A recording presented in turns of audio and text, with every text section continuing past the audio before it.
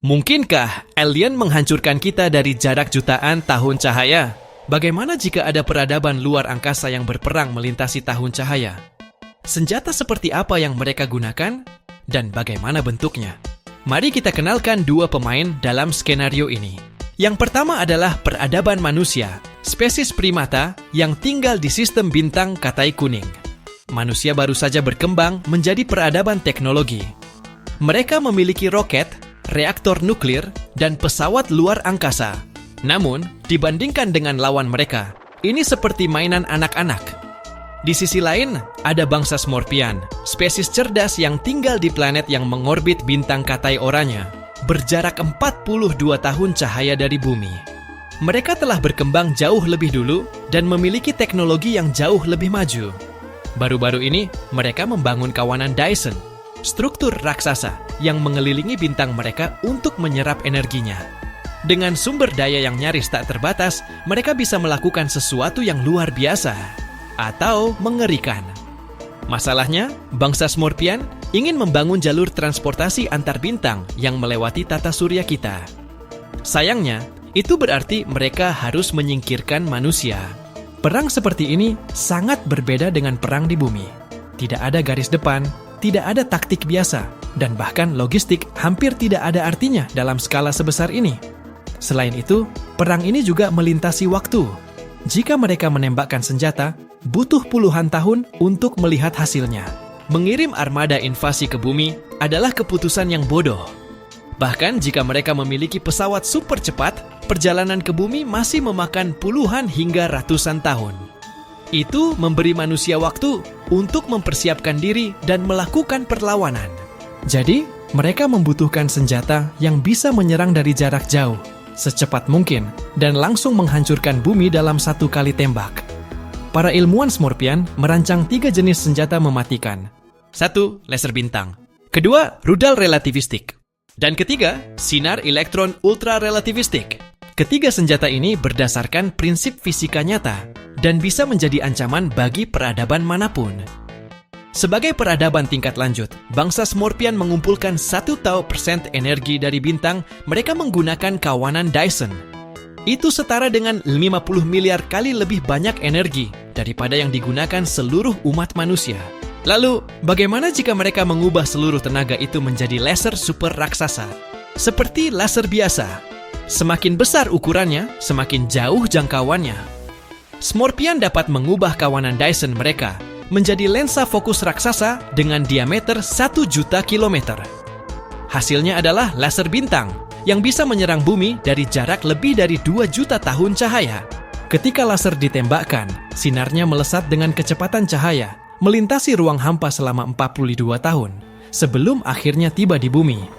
Tanpa peringatan, manusia hanya melihat kilatan hijau di langit, lalu semuanya berakhir dalam hitungan menit. 1% energi sebuah bintang ditembakkan dalam satu pancaran raksasa.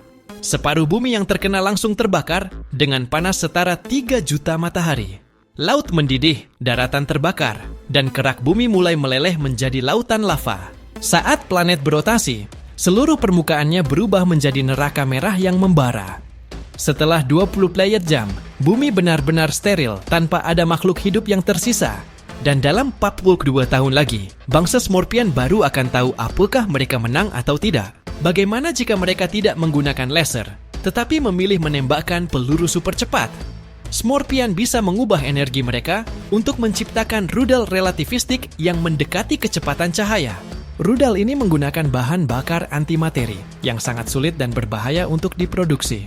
Namun, dengan energi tak terbatas dari kawanan Dyson, Smorpian bisa membuatnya dalam skala industri. Setiap rudal lebih besar dari gedung pencakar langit dan membawa proyektil seukuran manusia. Tapi jangan tertipu oleh ukurannya. Dengan kecepatannya yang mendekati cahaya, satu rudal saja bisa menghasilkan energi setara asteroid pembunuh dinosaurus. Mari kita lihat bagaimana rudal ini menyerang.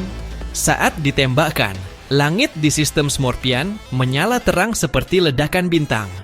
Rudal-rudal itu melesat dan menghilang dari pandangan. 42 tahun kemudian, kilatan dari peluncurannya baru terlihat di bumi.